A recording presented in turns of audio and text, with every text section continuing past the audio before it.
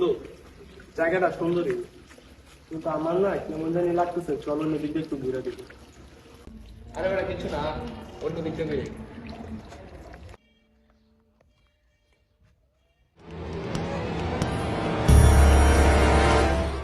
বন্ধু, আমি দেখলাম এখন এদিকে জানি কি গেল একটা।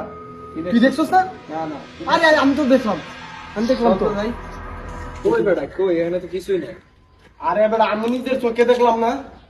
কই থাকলে তো এখানেই থাকতো বেটা, নাই তো। তোর মনে হয় কোথাও ভুল হচ্ছে।